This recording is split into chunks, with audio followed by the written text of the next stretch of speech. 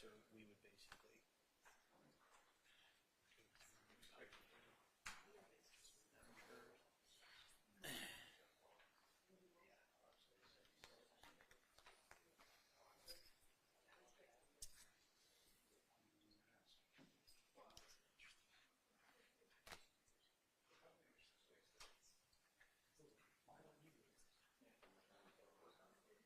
It's fine. I think they'll be good.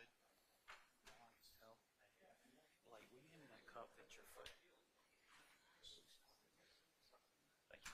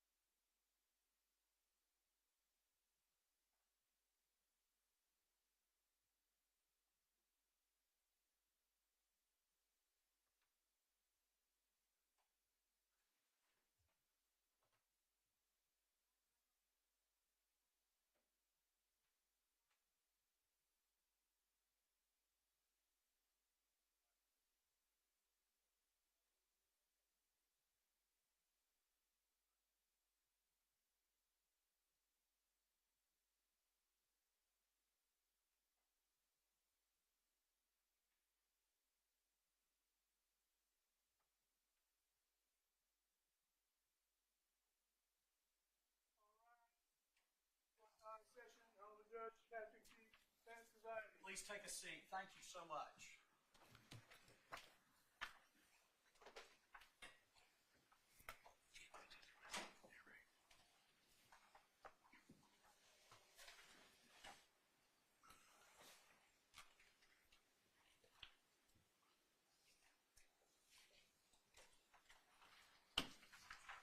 Okay, I want to make sure that we go through a couple things before we get into the motions.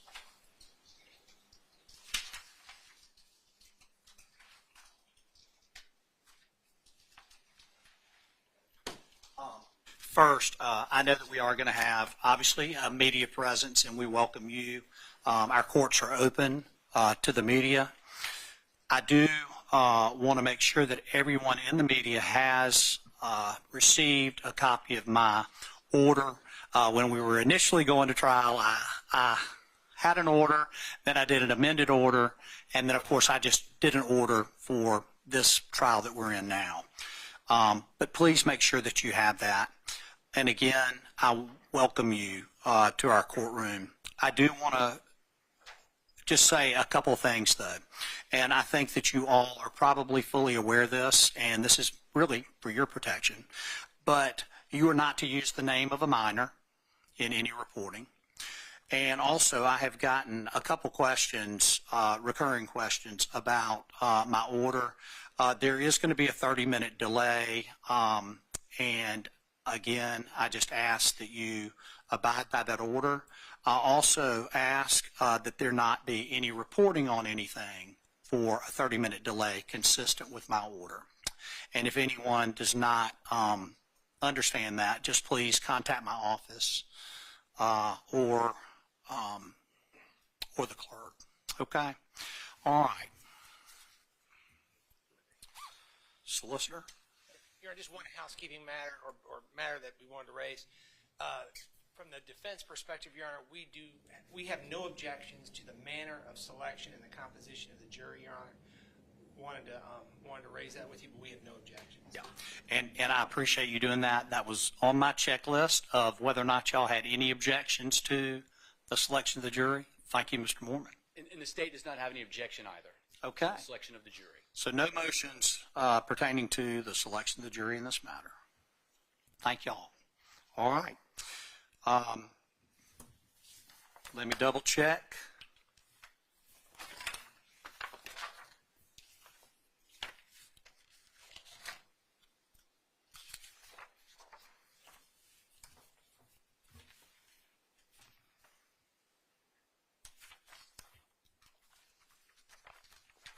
The state had initially filed a motion in limine. Later, the state filed an amended motion in limine.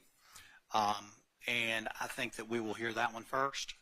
Yes, Your Honor. The state filed a motion for a gag order specifically regarding the accusations that were alleged by the defense counsel against the victim in this case, Christina Parcell. And it was in conjunction with our motion to exclude evidence relating to the case against Brad Post, who is going to be a witness in this case. Your Honor's familiar with. He's been charged by the state of South Carolina as being prosecuted by the Attorney General's office for sexual exploitation of a minor. That case occurred about 2 weeks. Those charges were brought against Brad Post about 2 weeks after the murder of Christina Parcell, and about the same time that the defendant in this case was charged. And so we filed a motion for a gag order for the purpose of keeping those statements out of the record and out of the press and from reporting on it because the state felt that it was prejudicial. And it was in conjunction with our motion to exclude evidence of child pornography that is allegedly found on Brad Post. And I say allegedly because Brad Post has not been convicted. He's been charged with sexploitation of a minor first and third, and I believe buggery, based on lots of videos and photographs that were located on his phone and thumb drives and computers. He just happened to be the fiancé of Christina Parcell. And so we've asked this judge, Your Justice Honor, one, to keep the defense from putting those in their motions. We had put those things in their motions so that that information, which has been unsubstantiated at this point in the trial, at this point in our procedure, and if it was necessary for a filing, to redact it so we could keep it out of the hands of the press and a potential jury. In addition, the state was attempting to comply with the Victims' Rights Act as well, which a victim, in this case Christina Parcell, has a right not to be shamed and ridiculed in the case against the defendant who's allegedly committed this murder. So that's sort of gone on, and that we filed that back in October, Your Honor.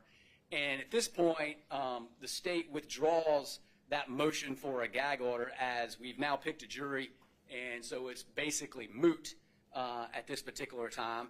And then we'd like to move on to hear the exclusion of the child pornography evidence or anything related to the Brad Post case in there for the purposes of this trial. I'd like, Your Honor, to hear that. I know we've had motions, and I know you have something to say about the gag order as yeah, well. and just for the record, I mean, you've withdrawn it now, but I would be denying that. And just for the record, I have reviewed Nebraska Press Association versus Stewart, N. Ray Murphy Brown, LLC, State, Rec Co. versus State, State versus Price.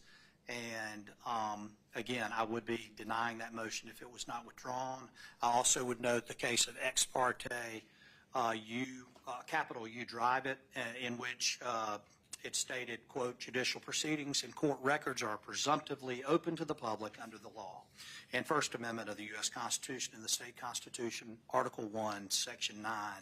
I do want to note for the record that at no time has there been any order by any circuit court, any judge here that has ever sealed any of the filings that have been made. It's my understanding, for the record, that the state specifically asked the clerk's office to hold certain filings, and so I just want to make sure that the record's clear, and that the clerk will be instructed to make public any filings other than, I guess the gag order does not need to be filed.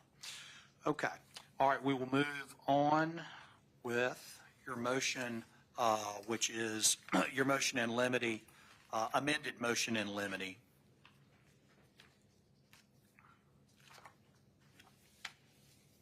Yes, Your Honor. Yes. When you're ready to proceed. Okay. Thank you, Your Honor. Yes, so the state filed a motion, an amended motion in limine, to exclude any reference to any evidence of the child pornography. Now, say the alleged child pornography, again, has not been substantiated in any court, as Brad Post has pled not guilty to those cases, to his particular case. All of the items were found on devices in his possession or under his control. And so our first argument, Your Honor, was that in this particular case, in the case of who killed Christina Parcell, Zach Hughes has been charged with that crime. That particular crime that may or may not have been committed by Brad Post has absolutely no relevance to this particular case. And so that's of course our first argument of that. And we highlighted in our motion, Your Honor, the highly prejudicial effect of putting in the fact that child pornography may have been on some of his devices there. And I cite State v. Cooper as well. Evidence which can have no other effect to cast a bare suspicion upon another or raise a conjectural inference that the crime was committed by another is not admissible. But not only is there conjecture, Your Honor, there is absolutely zero relevance to any and all child pornography, to this murder case, and there's no nexus, and the defense cannot provide a nexus at this stage in the process. And so, Your Honor, we would ask you to exclude any and all reference to child pornography, which goes to also Brad Post's testimony as well. We've also asked this court to limit the testimony of Brad Post. And for the record, Your Honor, his attorneys asserted a blanket Fifth Amendment protection on his behalf in relation to that. It's my understanding State v. Lawrence is the main case on that as well. And the key to that is that he's not an inculpatory witness. He's at the bottom of the chain when it comes to evidence against Zach Hughes. His testimony will be, I've never even met Zach Hughes. I don't know Zach Hughes or anybody that from in the public. And so Zach Hughes, the name of Zach Hughes will not come out of his mouth other than I don't know who he is. So by allowing impeachment evidence, pursuant to Rule 608 and 609, diving into his current charges, because they're not convictions yet, of a non-inculpatory witness is what State v. Lawrence and others stand for. And so when you have a non-inculpatory witness, your ability to go into their potential impeachment sort of diminishes and it lessens as you go forward. All the other cases that we cited, Your Honor, are folks who were eyewitnesses to crime or they were in the car before a murder happened. In this case, Brad Post is merely just going to talk about how he arrived at her house at around 11 o'clock on the 13th and found her deceased body inside his house, her house, and the house where she lived with her sister and her daughter. So we would ask this court to restrict that any mention of that evidence on those grounds in relation to Brad Post, as well as the impeachment. We would ask this court to limit the impeachment or the conversation about his pending charges to, have you been charged with a crime, would be the extent you can go into his pending crime now that he's defending against. Otherwise, Your Honor, at the end of the day, going into his particular crime would serve this jury absolutely no purpose as to whether Zach Hughes committed this crime or not.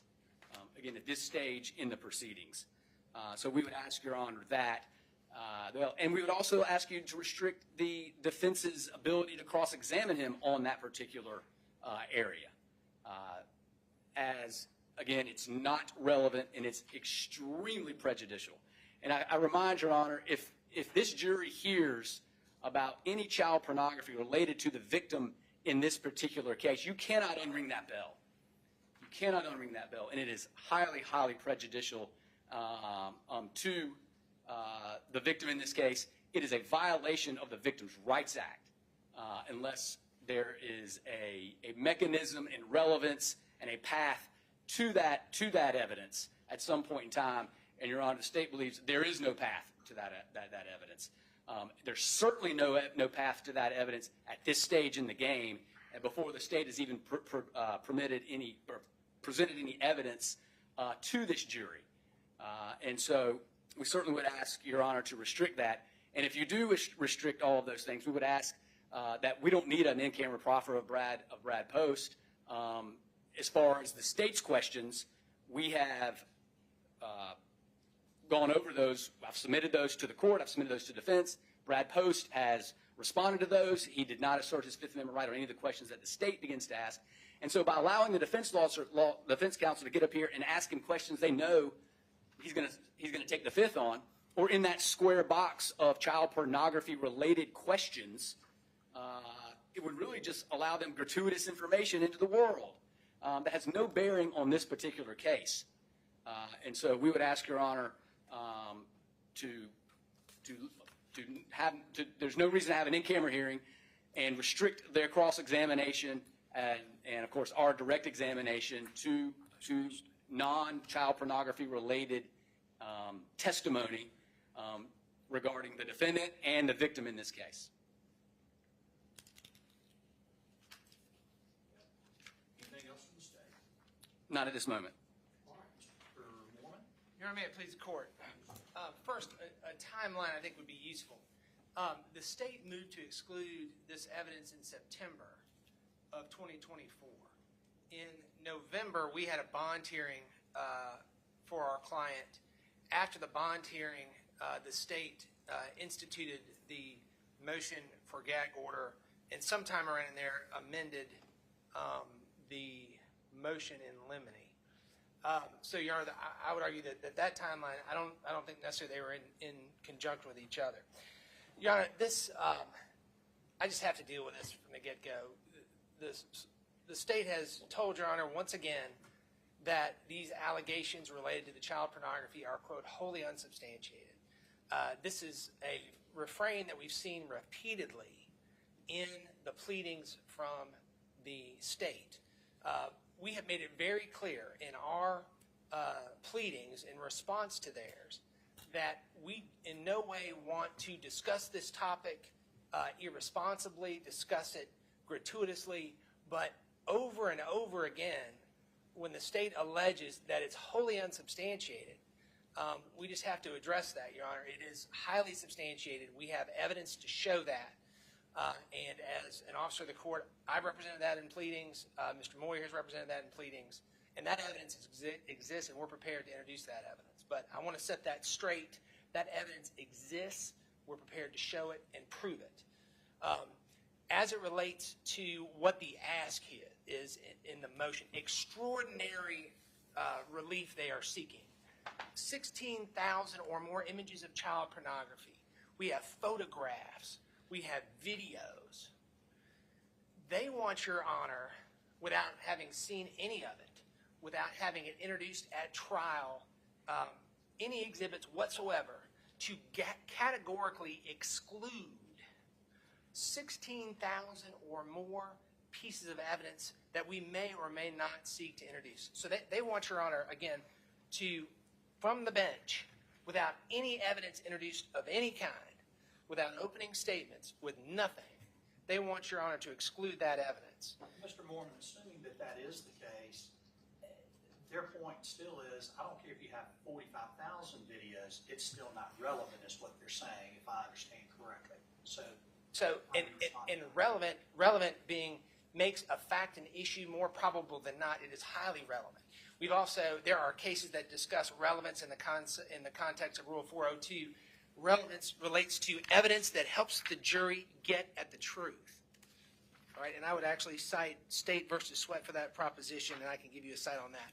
But relevance is evidence that assists the trier of fact, in this case, the jury, to get at the heart of the matter, to get at the truth of the case. All right, and the truth of the case, the bases for the relevance in this case are enormous and will become much more clear after the trial starts. And that's one of the reasons why Your Honor should, at a minimum, decline to rule on this issue until the trial starts and Your Honor can see some of the evidence and what the cross-examinations are. But Your Honor, to again, in a vacuum, to exclude this evidence before Your Honor's had a chance to review it, before it's even offered as evidence, I'm not even sure how you do the 403 analysis, right? Because it's such a fact-intensive analysis. The other thing is when the state argues that it talks about prejudicial evidence, absolutely. Every piece of evidence the state seeks to offer against Mr. Hughes they believe is prejudicial to Mr. Hughes. Every piece of evidence, should we decide to do that, we offer is going to be prejudicial to the state. But it's not unfairly prejudicial. This evidence is not unfairly prejudicial, Your Honor, because this evidence came to pass based on, in no small part, the actions instituted by Brad Post, who was engaged in this illegal conduct with Christina Parcell. So, Your Honor, it's highly relevant. Your Honor, at this time, there was a discussion about the impeachment and the nature of the charges. Oh, I also want to clean up one fact, and then I'm going to turn it over to Mr. Moyer. The state indicated that in the timeline that Ms. Parcell passed, and then a couple weeks later, Mr. Post was charged with violations of South Carolina law. The timeline is this, that Ms. Parcell passed on October the 13th, that there was one warrant for for sexual exploitation of a minor, 3rd degree, obtained by the Greenville County Sheriff's Office on October the 19th. So 6 days.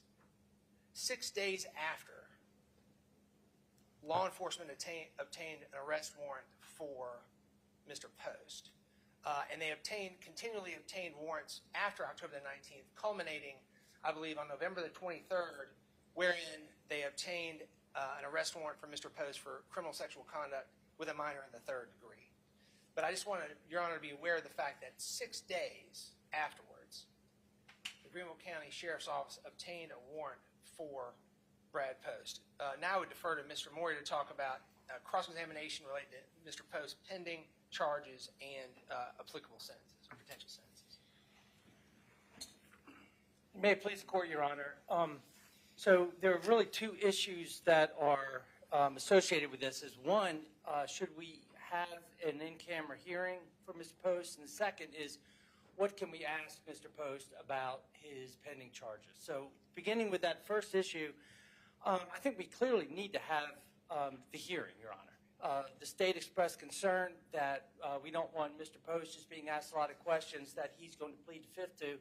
Well, that's exactly why we need to do this outside the presence of the jury, so we know what he's going to plead the fifth to and what he's not, so we're not just stopping every few questions, having to send the jury out and then hash it over. So, we're prepared to ask him the questions.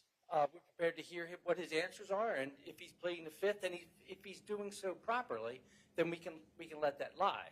But Your Honor needs to be able to vet him to make sure that he's not pleading the fifth irresponsibly. That it is a question that he should answer, then he needs to answer it. So we would ask that we have that hearing tomorrow morning. We think the hearing should last 30 minutes or so. So I think that would be a wise use of the court's time and would save a lot of problems throughout the trial. The second issue, Your Honor, is whether or not the the defense is allowed to cross-examine Mr. Post about his pending charges and about the penalties. And if it pleases the court, I did prepare a brief, or we did prepare a brief memorandum that talks about some of the cases that I'm going to mention now. And Your Honor, just to give you a little background, Bradley Post faces 9 different charges. So he has one charge of criminal sexual conduct with a minor third degree. That charge is violent. It carries up to 15 years in prison, and it carries automatic sex offender registry. He has 5 counts of sexual exploitation of a minor first degree. Those charges are violent. They carry sentences that range from minimum of 3 years with no parole to 20 years, and sex offender registry is discretionary. He has 2 counts of sexual exploitation of a minor third degree. Those carry up to 10 years in prison and discretionary sex offender registry. And then he has a charge of buggery that carries prison for up to, that carries a 5-year straight prison sentence with mandatory sex offender registry. Now, Your Honor, the law in South Carolina is crystal clear that the defendant's Sixth Amendment rights are violated if he is not allowed to question a state's witness about pending charges and the penalties. I'm not aware of a single case in South Carolina where the defense was prohibited from cross-examining a state's witness, and on appellate review, it was not ruled to be error. And that goes not only to naming the charges, but to bringing out the penalties. And I'll go over 4 cases very quickly in a minute. But before I do, I think what is especially telling on this point is the fact that the case that the state uses, State v. Smith, is a case in which the Supreme Court ruled that it was error for the defendant not to be able to cross-examine a witness about the charge that was pending against him. In that case, they just mentioned that he had pending charges. The defense was not allowed to go into what the exact charges were, and the Supreme Court said that was error. Now, in that particular case, they found it harmless error, but it was error nonetheless. And there are multiple. Mr. Moore, yes, sir. And I know I'm interrupting you. That's quite all right. As we go along to ask questions. In that case, the witness, was it someone who was a co-defendant? Your Honor, in that case, no, it was not. It was someone who testified. He was a victim in the robbery case. He testified about identification of the robber, who was the defendant in that case. That person had pending carjacking charges. And actually, in that case, what happened is the state actually dismissed that charge that morning in an attempt to try to keep the defendant from being able to ask about it. This was actually a PCR case, and the Supreme Court ruled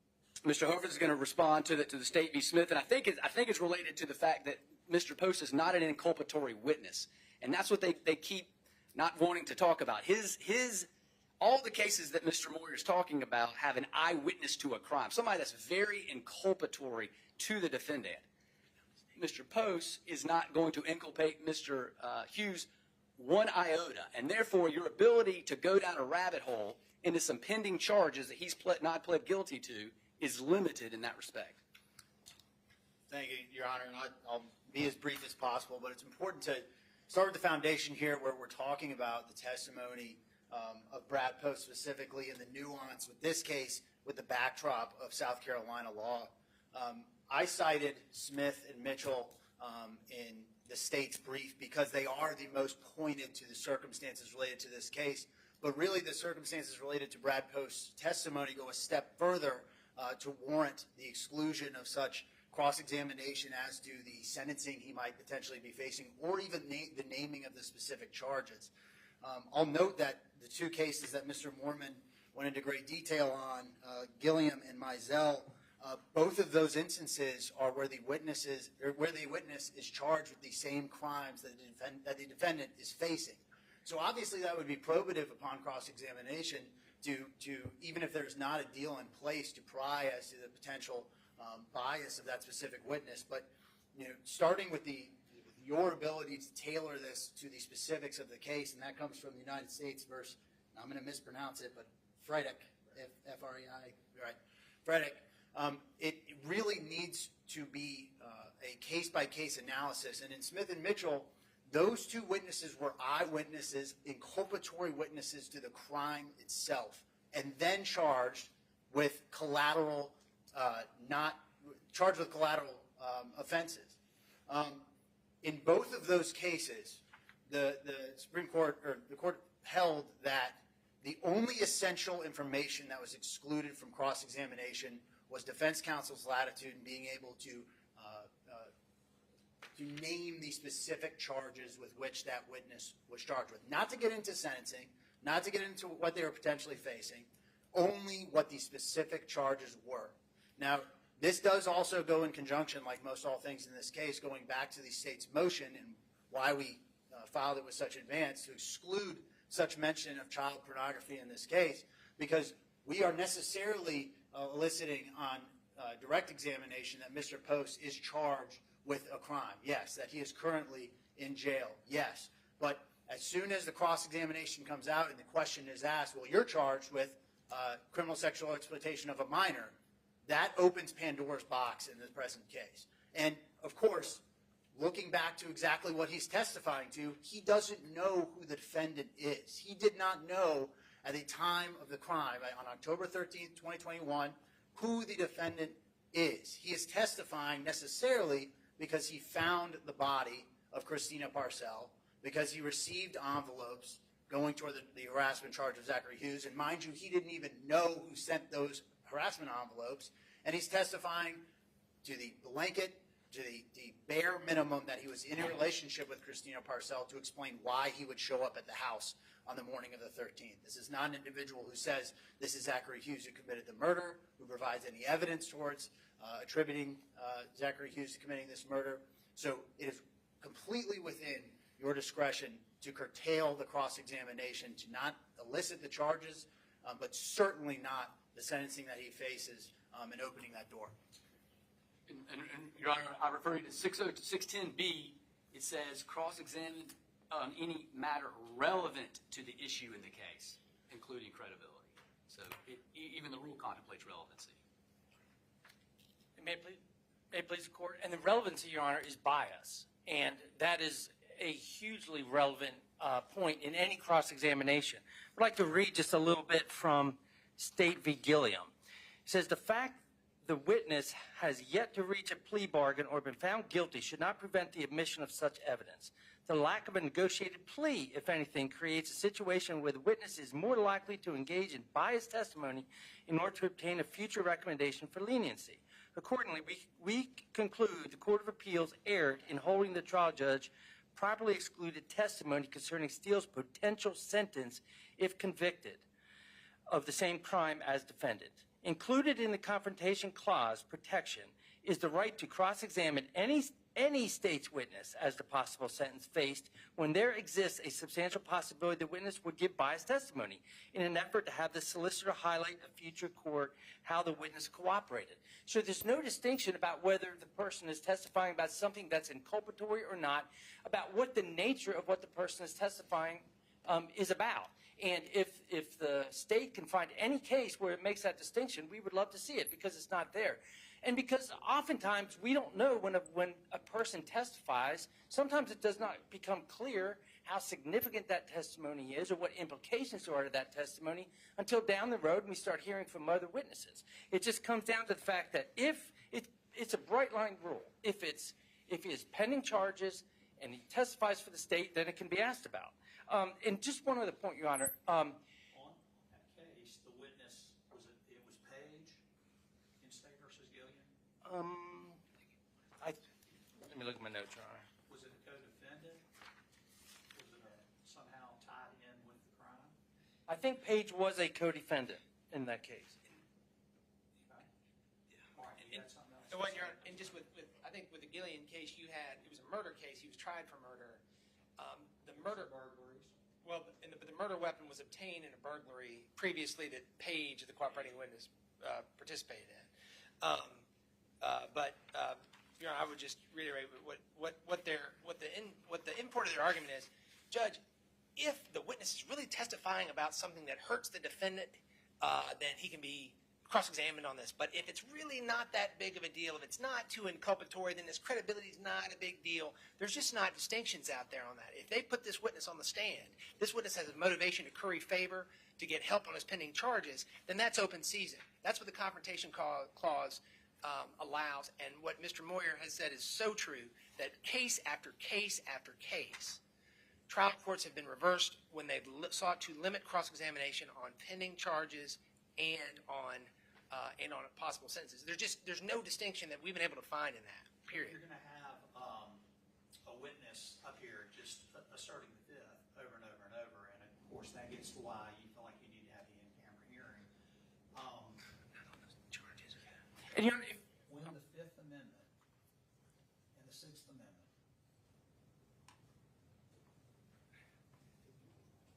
Mr. Mormon. But, Your Honor, there's no conflict here because by saying what he's charged with, that's a matter of public record.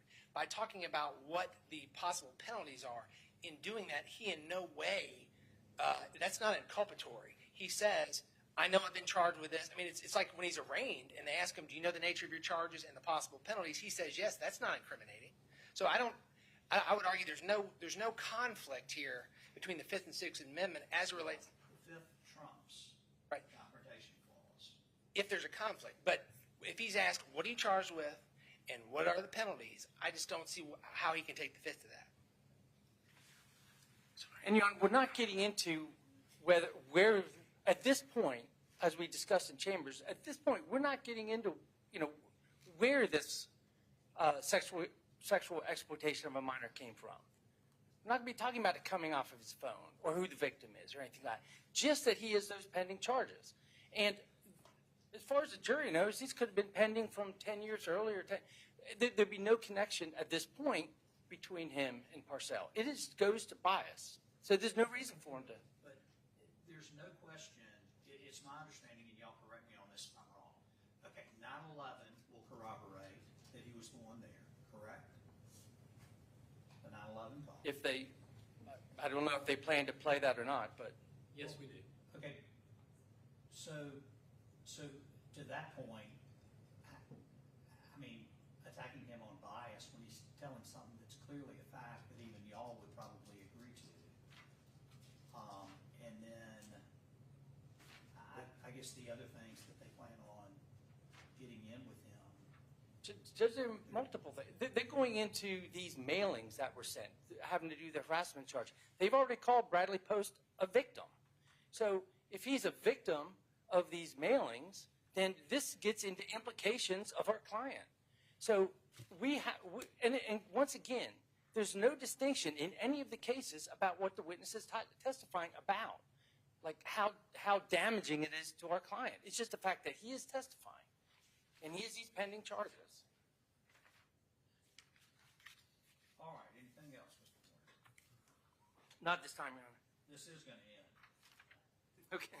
I'll be very brief. I'll just note that where Mr. Mormon is claiming that there's no differentiation, I suppose that ignores the factual analysis that the court goes through on each individual case in describing the pretense to the witness testifying, where the court always makes light of the importance of the witness's testimony, and that's noted in Delaware versus Van Arstal when they are reviewing this for harmless error analysis. And the importance of that particular witness's testimony is, I believe, the first factor that they analyzed. And the hypothetical that the state put in its brief, or not the hypothetical, but the reality of when we're talking about what is the impact or the bias value of asking that question from the defense's perspective, given what Mr. Post is testifying to. So you elicit the question, aren't you charged with criminal sexual exploitation of a minor? Does that make the fact that he found her body that morning less likely? Does it make the fact that he received envelopes less likely? Does it make the fact that they were in a relationship less likely? Or what doubt does that cast on those bare factual bases that he's going to provide?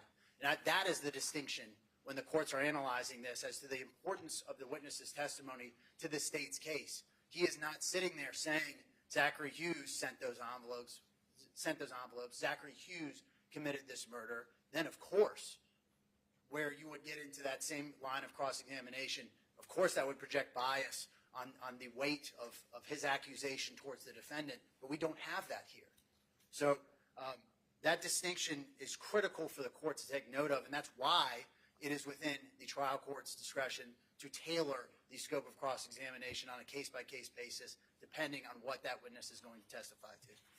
And, you know, just very briefly, what Mr. Hoforth was talking about right there, it goes into the analysis of whether it's harmless error or not whether it's error. So it is clearly error not to allow these questions to be asked of the witness. And courts are not supposed to analyze and try to drill down on what exactly the import of this particular evidence is. I mean, otherwise we would have every witness who's testifying for the state who happens to have pending charges. We'd have to have in-camera hearings. How important is this evidence? Is it going to, how damaging is it to the defendant's case? We don't do those analysis. It comes down to a bright line test. Again, is it the state's witness, and does that person have pending charges? And I'll. Okay. Thank you. I'm going to take a little while. I'll get y'all a ruling this afternoon. Hopefully I will not take too long. I mean, y'all have done an excellent job on the briefing. So to a certain degree, I've had a heads up on what I need to rule on. So, okay. We will take a break. Can't tell you how long. Hopefully it won't be more than 15, 25 minutes, and then we'll be back.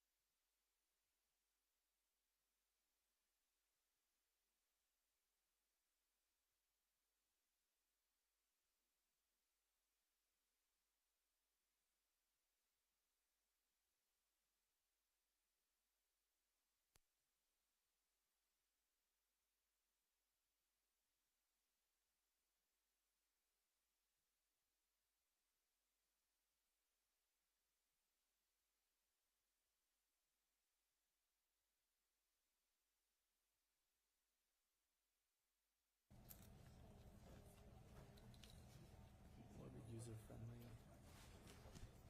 Yeah, I'm picking it up.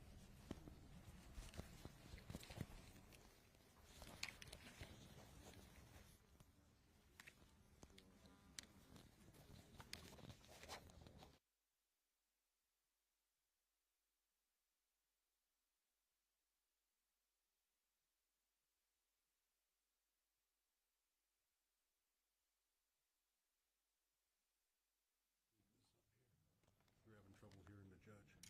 Okay, I'm gonna have to make sure that's okay. Yeah, if you can just double check. If not, I'll pull it down. Before I forget.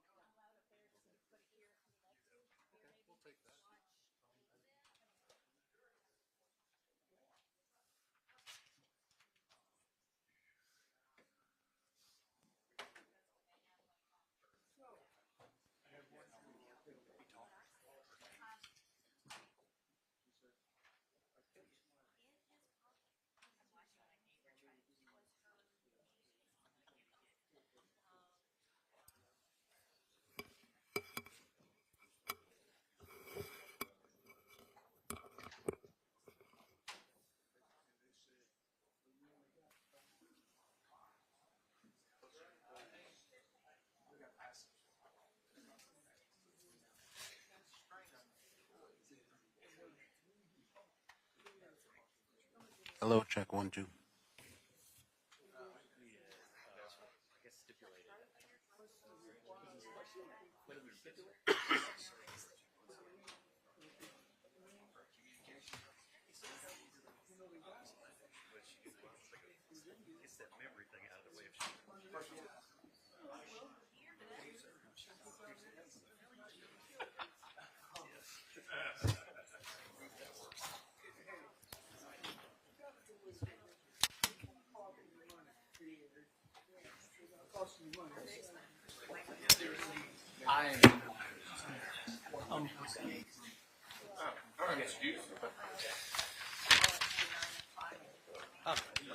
Let's go. Just for a second. Do you mind if I go back here with you? He controls it up there. Yeah. Then I'll grab Josh in the morning. So, you know, you cut this on. And also, there's, yes, so there's right here. Okay.